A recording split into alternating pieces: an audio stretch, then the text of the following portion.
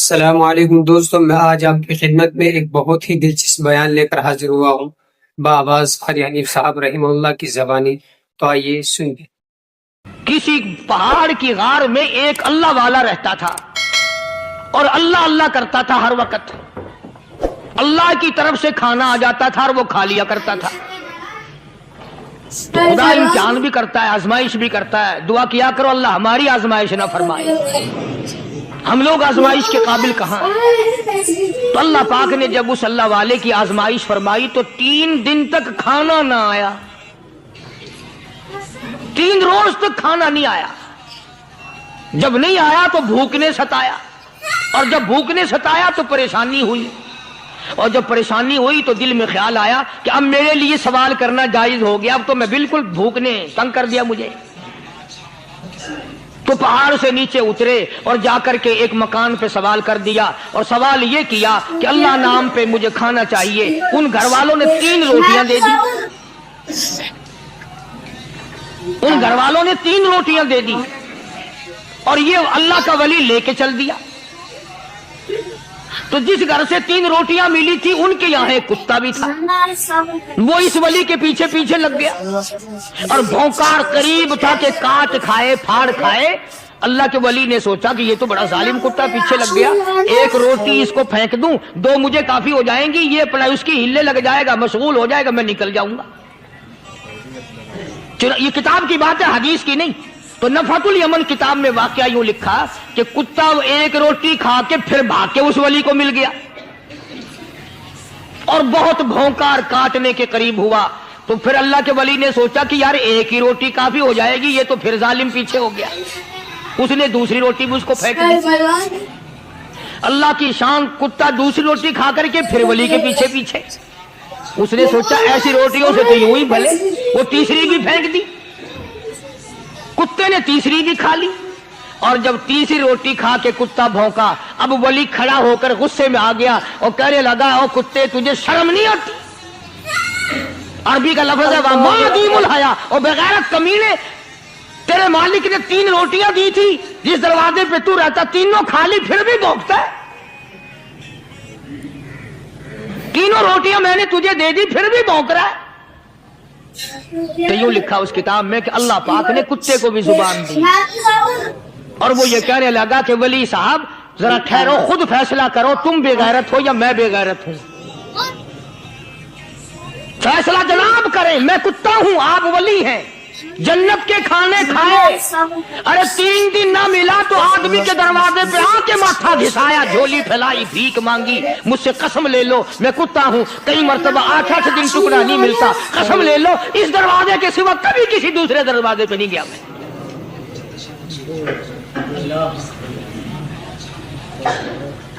تجربہ کر لو، 3 دن کتے کو ٹکڑا ڈال لو، 4تھے دن دم ہلا کر تمہارے پاؤں میں لٹے گا۔ ساری عمر گزر گئی اس مالک کا دیا ہوا کھاتے ہوئے پیتے ہوئے، آج بھی تجھے اس مالک کا دروازہ سمجھ نہیں آیا۔ پانی وہ پلاتا والذی ہوا یطعمنی ویسقین وَإِذَا مَرِضْتُ فَهُوَ يَشْفِينِ۔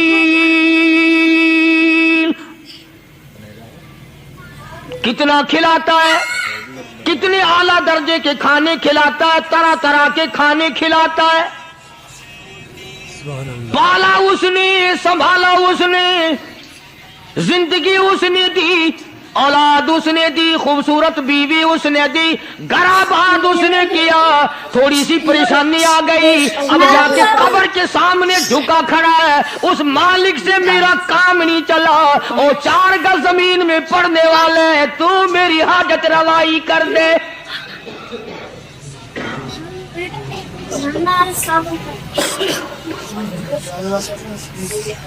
کون سے ولی نے یہ تعلیم دی، کون سے ولی نے یہ ترغیب دی؟ خواجہ قطب الدین بختیار کاکی رحمت اللہ علیہ، بابا فرید الدین شکر گنج رحمت اللہ علیہ کا پیر ہے۔ اتنے اللہ والے لوگ تھے، اتنے اللہ والے لوگ تھے خواجہ قطب الدین بختیار کاکی رحمت اللہ علیہ کا آخری وقت دلی شہر میں آ گیا. نہ دولت تھی، نہ کوٹھی تھی، نہ بنگلہ تھا، فقیری. ہائے ہائے، عجیب بادشاہ ہوتی ہے ان لوگوں کی. بادشاہ ان کے دروازوں پہ آیا کرتے تھے. خواجہ ابو الحسن خرقانی رحمت اللہ علیہ بزرگ گزرے ہیں. محمود غزنوی کا زمانہ ہے. محمود غزنوی مرحوم بادشاہ نیک آدمی تھا. خواجہ ابو الحسن خرقانی رحمت اللہ علیہ کی خدمت میں آیا اور حضرت نے یوں پوچھ لیا، فرمایا محمود 2-4 دن پہلے بھی تو سنا تھا کہ تم ادھر آئے ہو، مجھ سے مل کے نہیں گئے؟ تو کہنے لگا حضرت سرکاری دورے پہ آیا تھا، سرکاری دورے کی لپیٹ میں اللہ والے کی زیارت کو بے ادبی سمجھتا ہے. اللہ والے کی زیارت کرنے آؤں، کام کوئی اور لے کر آؤں اور اللہ والے کی زیارت کروں؟ میرے نزدیک یہ بے ادبی ہے. فرمایا آج ارادہ کر کے آئے ہو؟ کہ جی ہاں ارادہ کر کے آیا ہوں. باتیں ہوتی رہی. محمود کہنے لگا حضرت آج بہت بڑا کام لے کر آیا ہوں، دعا فرماؤ. سومناتھ کے مندر پہ حملے کا ارادہ ہے. 70 راجاؤں کی فوج آئیں گی، 70 بادشاہوں کی فوج آئیں گی، 70 راجا ہندو اپنی فوج لے کر آئیں گے. میں اکیلا مسلمان مقابلے میں آؤں گا. دعا فرماؤ وہ قادر کریم مجھے فتح عطا فرمائے. کیسی نیت لے کر آیا کرتے تھے بادشاہ لوگ فقیروں کے دربار میں. آج تو اگر کسی ولی کے پاس بھی جاؤ گے، میں نے مولانا عبید اللہ انور مدذلو سے پچھلے دنوں عرض کر دیا، میں نے کہا حضرت آپ اپنے گھر میں ہی رہتے ہیں، باہر نہیں نکلتے، کئی دن لوگوں کو نیکی ملے گی، زیارت ہوگی. تو فرمانے لگے قاری صاحب آپ کو کیا پتا ہے، بس اسی کام کے لیے لوگ آتے ہیں. ہماری اینٹ پڑ دو، ہم نے مکان بنانا ہے، ہمیں دکان کا تعویذ دے دو، ہمارے پیچھے دشمن لگ گیا، ہمارا مقدمہ ہو گیا. اور یوں تو کہنے کوئی بھی نہیں آتا، دعا کر دو اللہ میری قبر میں بھلائی فرما دے.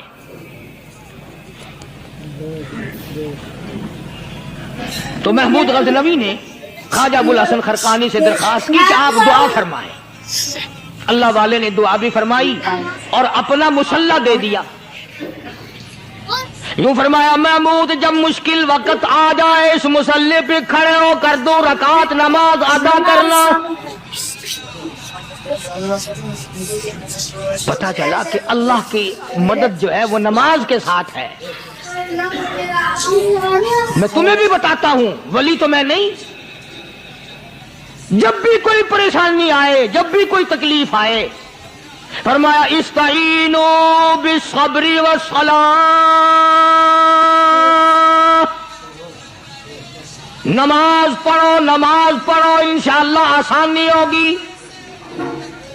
صبر کر، نماز پڑھ. ان اللہ مع الصابرین،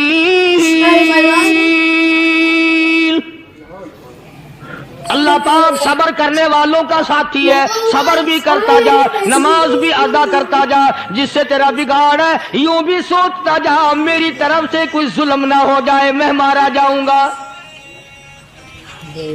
چھلا ساتھ لے کر چلا گیا اور اپنی فوج کو لے کر کے سومناتھ کے مندر پہ حملہ کر دیا. مسلمان فوج بڑا سفر کر کے آئی تھی، دور سے آئی تھی، تھکی ہوئی تھی، چور چور تھی. اتنے حالات نہ تھے، اتنے ہتھیار نہ تھے. 70 راجاؤں کی فوج کے مقابلے میں مسلمانوں کو شکست ہو گئی. محمود غزنوی کو خبر دی گئی بادشاہ شکست ہو گئی. محمود نے 2 رکعت نماز ادا کی. اور یہ بھی بتا دوں اللہ والوں کا اتنا ادب کیا محمود غزنوی نے کہ اس مسلح پہ کھڑے ہو کر نماز نہیں پڑھی، اس کو سر کے اوپر رکھ کے نماز پڑھی. مسلح اللہ والے کا سر پہ رکھ لیا اور نماز پڑھی خدا کے حضور میں. اور پھر سر سجدے میں رکھ دیا. او میرے پروردگار بے نیاز خالق و مالک، میں گناہگار سہی، میں سیاکار سہی، میں تیرا بندہ ہوں. او میرے مولا مقابلہ کفر سے ہے، حق پرستوں کی نہ کی تو نے گر دل جوئی نہیں. کا نہ دیں گے بت کے مسلم کا خدا کوئی نہیں۔ اور میرے پروردگار آج مجھے ذلیل نہ کر، آج میری شکست نہ کر، آج مسلمانوں کو شکست نہ دے۔ اور بے نیاز پروردگار کافر کہیں گے ان کا خدا کہاں گیا؟ بس محمود غزنوی نے اللہ کے حضور میں نماز ادا کی اور دامن پھیلایا اور سر سجدے میں رکھا، وہ اطلاع ملی کہ شکست فتح میں بدل گئی۔ چنانچہ جمعے کا خطبہ محمود غزنوی نے سومناتھ کے مندر کے اندر دیا۔ اس قدر اللہ والوں کو دلچسپی تھی ان معاملات سے کہ قوم کے لیے بھلائی ہو، ملک کے لیے بھلائی ہو، عوام کے لیے آخرت کی دنیا کی بھلائی مقصود تھی۔ خواجہ قطب الدین بختیار کاکی رحمت اللہ علیہ دلی شہر میں رہتے ہیں، بادشاہوں کا زمانہ ہے۔ اللہ اللہ کیا عجیب لوگ تھے۔ آج تو اچھے بھلے دیندار طبقہ نماز پڑھانے والوں کو نماز کے، غسل کے، وضو کے مسائل معلوم نہیں۔ دوستو ایسا وقت تھا، ایسا وقت تھا، سلطان صلاح الدین خلجی رحمت اللہ علیہ کو بادشاہ ہو کر عربی کی بہت بڑی 4 جلدوں میں کتاب ہے ہدایہ بادشاہ صلاح الدین خلجی کو زبان نہیں آتا، اتنی بڑی عظیم کتاب زبان نہیں آتی۔ وہ بادشاہ بھی ہوا کرتے تھے اور ولی بھی ہوتے تھے۔ سلطان عالمگیر رحمت اللہ علیہ بہت بڑا بادشاہ ہو کر، اورنگزیب ہے، عالمگیر ہے، اتنا بڑا عظیم بادشاہ، مگر حضور کریم صلی اللہ علیہ وسلم کی 5000 حدیث پاک اس بادشاہ کو زبان نہیں آتی۔ اور قرآن کا حافظ تھا، قرآن کا قاری تھا، قرآن کا عالم تھا، قرآن کا مفسر تھا،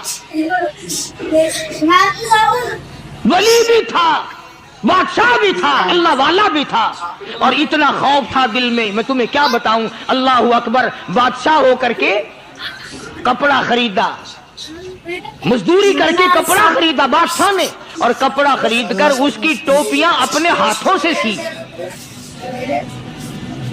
عالمگیر رحمت اللہ علیہ نے اس کی ٹوپیاں اپنے ہاتھوں سے سی اور چاندنی چوک دلی میں کھڑے ہو کر فروخت کی، بیچی۔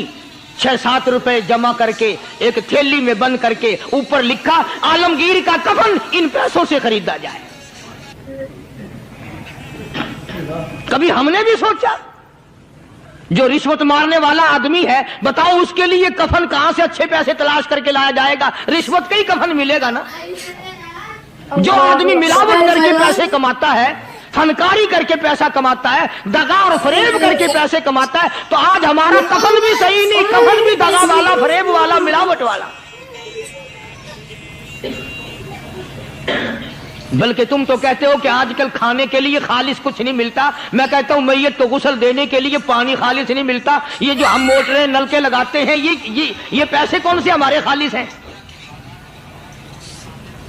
جو صابن میت کو مل رہے ہیں کون سے پیسوں کا خریدا ہوا ہے؟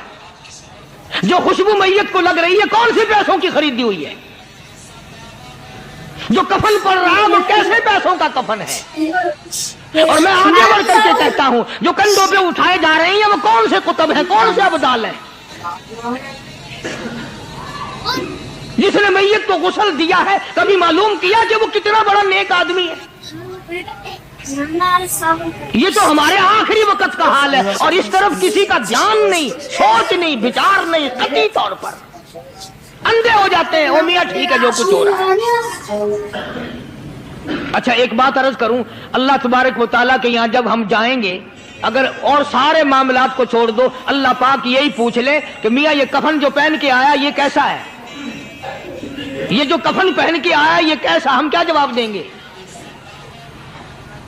بادشاہ عالمگیر رحمت اللہ علیہ نے تھیلی پہ لکھ کر کے بند کر کے رکھ دیا، جب میرا انتقال ہو جائے، میری موت آ جائے، جب میں دنیا سے رخصت ہو جاؤں، جب میں دنیا سے چلا جاؤں، میرا آخری لباس جو میں نے ساتھ لے کے جانا ہے، وہ شادی کے جوڑے دنیا تیار کرتی ہے، سفر کے جوڑے دنیا تیار کرتی ہے، غیر ملکوں میں جانے کے لباس دنیا تیار کرتی ہے، ادھر ادھر جانے کے لیے، تقریبوں میں جانے کے لیے جوڑے لباس پوشاک دنیا تیار کرتی ہے۔ اور میں کہتا ہوں لوگوں، قبر کی پوشاک ہم کب تیار کریں گے؟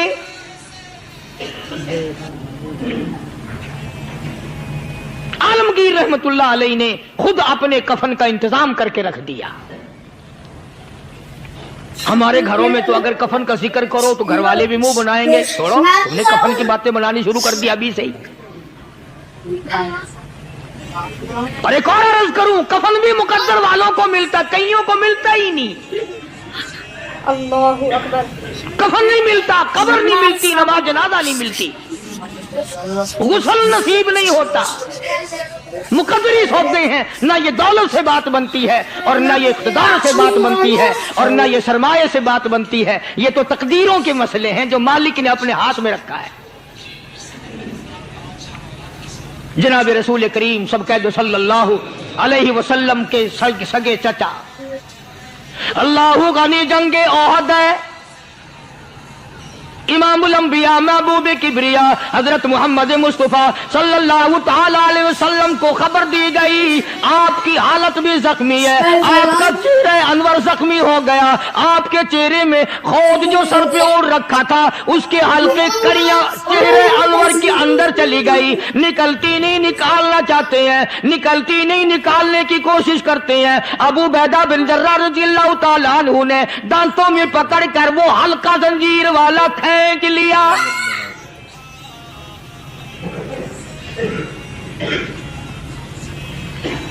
اللہ غنی، ادھر خون کا پھوارا چھوٹا، خون کا پھوارا چھوٹا۔ اللہ، عرش الہی سے آواز آئی، جبریل۔ پر جھپکنے کے برابر جبریل ساری دنیا کا نظام طے کر سکتا ہے۔ توجہ، اللہ نے آواز دی، جبریل۔ عرض کیا حضور، فرمایا یاد رکھ، اگر میرے محبوب کا خون زمین پہ گر گیا تو پھر تو جبریل کا آئے گا۔ سدرۃ المنتہا سے سیکنڈ کو بڑی چیز ہوتی ہے، پل جھپکنے سے پہلے جبریل نے آ کر اس خون کو سنبھالا ہے۔ اتنی عظمت ہے سرکار مدینہ صلی اللہ علیہ وسلم کی اللہ تبارک و تعالیٰ کے یہاں، اور ہر پیغمبر کی۔ ابراہیم علیہ الصلوۃ والسلام کو وقت کے بادشاہ نے منجنیق میں بٹھا کر یوں آگ میں پھینک دیا، اس منجنیق میں سے، پنگوڑے میں سے خلیل نکل چکا۔ آواز آئی جبریل، جواب ملا حضور کہ میرا خلیل کو کیا ہوا؟ حضرت جبریل کو حکم ہوا، یا ایک بال بھی جل گیا تو جبریل کس کام کا؟ اللہ تبارک و تعالیٰ کے فرشتے نے پہلے پہنچ کر آگ پہ پر بچھا دیے۔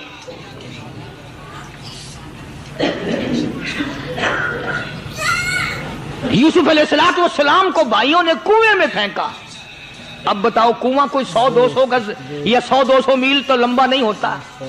میں خالق کی بے نیازی تمہیں بتا رہا ہوں، اور اپنے پیغمبروں کی کس طرح حفاظت فرماتے ہیں، سبحان اللہ۔ بھائیوں نے کنویں میں دھکا دیا، جبریل یہ کیا ہوا؟ تو میرا نبی آیا، میرے نبی کے کنویں میں جانے سے پہلے تخت بچھا دے۔ جبریل نے پر بچھا کر تخت بنا دیا۔ وہ تو یوں بجاتا ہے، وہ تو یوں سنبھالتا ہے۔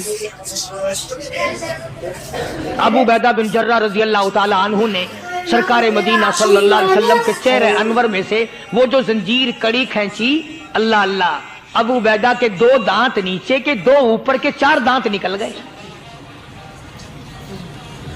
آج ہمارے دانتوں کو کیڑے کھا جاتے ہیں، کھوکھریں بن جاتی ہیں، نکل جاتے ہیں۔ ابو عبیدہ تو کتنا خوش نصیب جوان ہے، تیرے 4 دانت تو نکل گئے، پر حضور صلی اللہ علیہ وسلم کی تکلیف کو تو نے دور کیا، یعنی آقا کی خدمت کرتے ہوئے ابو عبیدہ کے دانت نکل گئے۔ ادھر اپنی تکلیف آئی، ادھر پتا چلا کالی کملی والے صلی اللہ علیہ وسلم تیرے چچا کا حال ٹھیک نہیں. صلی اللہ علیہ وسلم بڑا صدمہ پہنچا، بڑا رنج پہنچا. ایک بات کرتا ہوں، توجہ کر کے لکھ کے لے جاؤ، کام آئے گی. بیٹیوں کو بتاؤ، بہنوں کو بتاؤ. سرکار کی نظر پڑی، سرکار کی نظر پڑی. حضرت صفیہ رضی اللہ تعالی عنہ، حضور کی بوا، حضور کی پھوپھی، حضرت زبیر رضی اللہ تعالی عنہ کی اماں، امیر حمزہ رضی اللہ تعالی عنہ کی بہن دوڑی دوڑی آتی ہے. پتا چلا نا مدینے میں کہ بھائی کا حال ٹھیک نہیں، شہید کر دیا گیا. عورت ذات دوڑی دوڑی آئی. حضور نے فرمایا زبیر کون عورت ہے، جا کے روکو، لاش کا حال ٹھیک نہیں، کپڑے پھاڑے گی، جزا فضا کرے گی. میں نے سنا ہے لاش کا حال ٹھیک نہیں ہے. حضرت زبیر نے آ کے روکا، قریب آ کر پہچان لیا حضرت زبیر کی اماں تھی. انہوں نے کہا اماں اجازت نہیں، آگے نہ جاؤ. حضرت صفیہ عرب کی تکڑی مائی، مارا غصہ زبیر کو، اوپر پھینک دیا. کہنے لگی ہاتھ ایک طرف، میں اپنے بھائی کو دیکھنے نہ جاؤں. زبیر کو تو مکہ مار کے پرے پھینک دیا. اور لوگوں توجہ کرو، غلام آپ بھی بنتے ہیں، غلام میں بھی بنتا ہوں. خدا کی قسم ٹائم پہ غلامی کا پتہ چلتا ہے. پھر زبیر کہنے لگا ماں حضور نے منع فرمایا، آگے نہ جا، حضور نے منع فرمایا. خدا کی قسم ذمہ داری سے کہتا ہوں، علماء نے لکھا ہے حضرت صفیہ نے جو پیر قدم آگے رکھنے کے لیے اٹھایا ہوا تھا وہ آگے نہیں رکھا، پیچھے ہٹ کے رکھا ہے. میرے نبی کے فرمان کے خلاف نہ ہو جائے، میرے نبی کے ارشاد کے خلاف نہ ہو جائے. اگر خلاف ہو گیا تو میں ماری جاؤں گی. اور وہیں رک گئی. کہنے لگی اور زبیر بیٹے جاؤ، میرے محبوب سرکار مدینہ صلی اللہ تعالی علیہ وسلم سے جا کے کہو میں نے لاش کا حال سن لیا ہے، مجھے سب کچھ پتا چل گیا ہے. جا کے کہو بے شک میں عورت ہوں لیکن گھبراؤں گی نہیں. جب سے میں نے تیرا کلمہ پڑھا ہے میں نے صبر کرنا بھی سیکھ لیا ہے.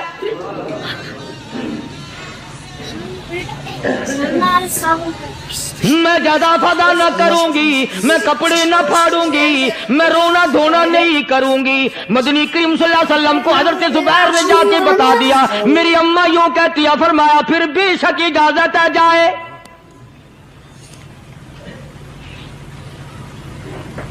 آج کی کوئی مائی ہوتی اتنا حال دیکھ کر بھائی کا نہ جانے ہارٹ فیل ہو جاتا.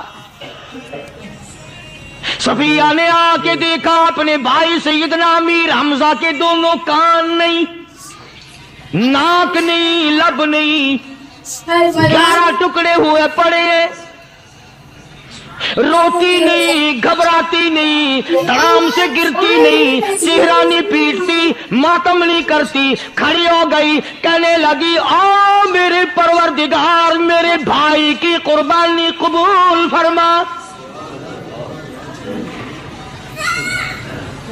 میرے بھائی کی قربانی کے صدقے میں میرا بھی بیڑا پہاڑ کر دے. اور خبر تو مل گئی تھی نا کہ کپڑے بھی اتار کر لے گئے. بغل میں سے 2 چادریں نکالی ہیں،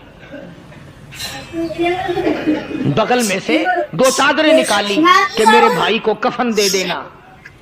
یوں جو نظر پڑی ایک انصاری نوجوان رضی اللہ تعالی عنہ، وہ بھی ننگا پڑا ہے، کافر اس کو بھی شہید کر کے گر گئے.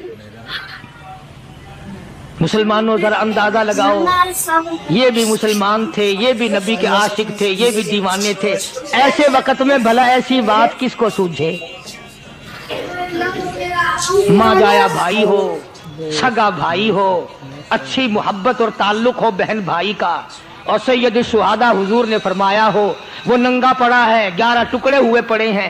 ایسے وقت میں ایسی بات کون سوچے؟ صفیہ کہنے لگی لوگوں ایک چادر اس بھائی کو دو جو میری ماں کے پیٹ سے پیدا ہوا، ایک چادر اس بھائی کو دو جو محمد کے کلمے نے میرا بھائی بنا دیا ہے، جو میرے نبی نے میرے کے کلمے نے میرا بھائی بنا دیا ہے. کل قیامت میں خدا یہ نہ فرما دے صفیہ کفن دینے آئی، خیرات دینے آئی تو اپنے کو دے کے چلی گئی. اللہ اکبر. اب ان میں ایک چادر ہے چھوٹی اور ایک ہے بڑی. پھر کہنے لگی میری چادریں واپس کر دو، ایسا نہ ہو میرے بھائی کو بڑی مل جائے دوسرے بھائی کو چھوٹی مل جائے۔ اللہ پاک کل یہ نہ فرما دیں اگر کفن دینے بھی آئی تو اپنے کو بڑی دوسرے کو چھوٹی، یہ اللہ کی رضا والا تو کام نہیں۔ قرآن اندازی کی سگے بھائی سیدنا امیر حمزہ رضی اللہ تعالیٰ عنہ کے حصے میں چھوٹی چادر آئی اور اس انصاری جوان کے حصے میں بڑی چادر آ گئی۔ چنانچہ جب محمد عربی صلی اللہ تعالیٰ علیہ وسلم تشریف لائے تو حضور کو اتنا صدمہ پہنچا۔ میری مستقل کیسٹ ہے سیدنا امیر حمزہ رضی اللہ تعالیٰ عنہ کے عنوان پر، آپ لوگ اسے خرید کے سنیں۔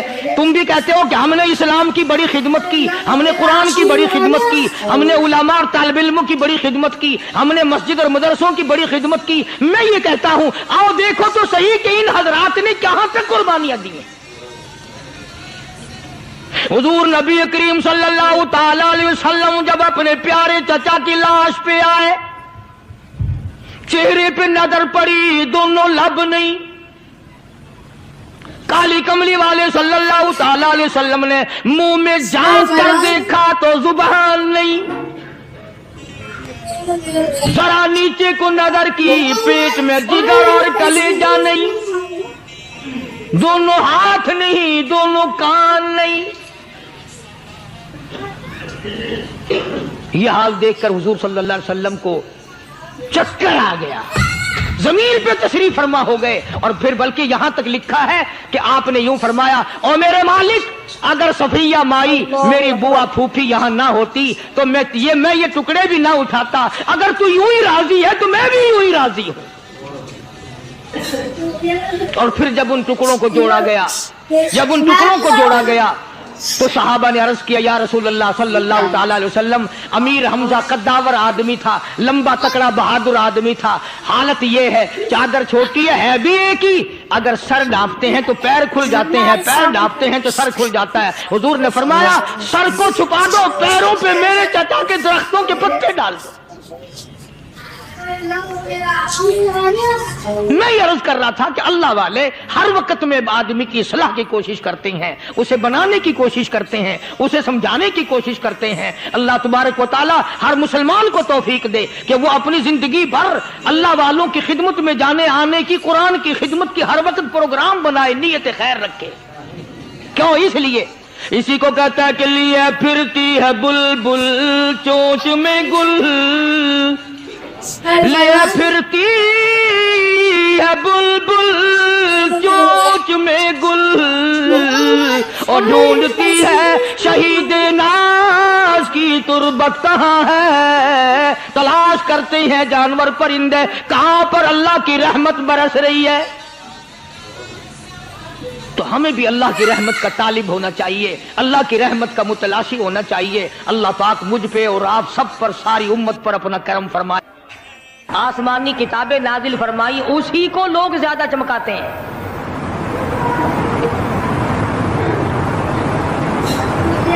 خدا اس بات کو گوارا ہی نہیں کرتا کہ میری طرف سے بغیر میرے اعلان کے کوئی ذرہ برابر اعلان کر سکے۔ وہ کسی قلندر کو، کسی ملنگ کو، کسی کو اختیار نہیں دیتا۔ جن کا خدا جیتا جاگتا حی و قیوم قائم دائم ہے وہ تو ایسا ہے، اور جن کا خدا کبھی پیدا ہوتا ہے کبھی مر جاتا ہے ان کی میں بات نہیں کرتا۔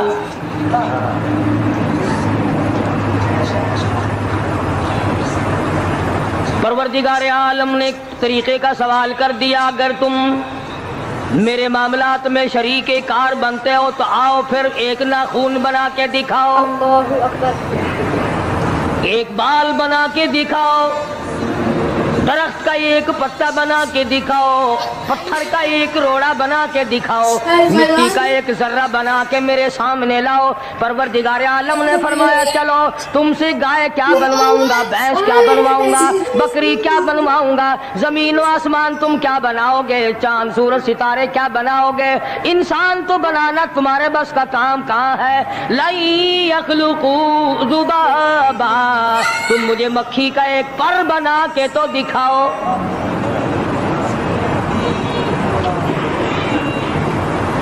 فرمایا جس کے دل میں توحید و ایمان یقین کی دولت جم جاتی ہے، وہ لوگ تو دنیا ہی میں ایمان کا مزہ چکھتے رہتے ہیں، ایمان کی لذت آتی ہے۔ صحابہ اکرام رضوان اللہ تعالی علیہ مجمعین کی جماعت نے دنیا ہی میں جنت کو دیکھا، جنت کی خوشبو سونگھی، کسی کو جنت کی ہوا لگی، کسی نے جنت کا نقشہ دیکھا، کسی کو جنت کا نظارہ کرا دیا گیا دنیا ہی میں۔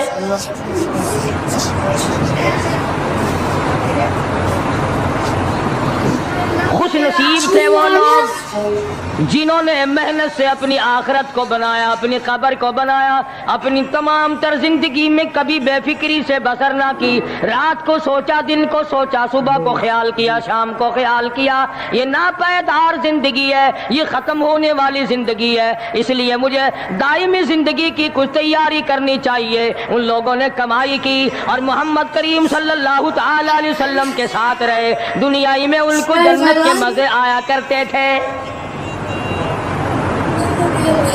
من عمل صالحا من ذکر او انثى وهو مؤمن فلنحيينه حياة طيبة۔ آپ کو یہ ہمارا بیان کیسا لگا کمنٹ سیکشن میں ضرور بتائیں۔ بیان اچھا لگا ہو تو لائک کریں، شیئر کریں، اور اگر آپ ہمارے چینل پر نئے ہیں تو ہمارے چینل کو سبسکرائب کریں۔ تو ملتے ہیں کسی دوسرے نیو بیان میں، تب تک کے لیے السلام علیکم ورحمۃ اللہ وبرکاتہ۔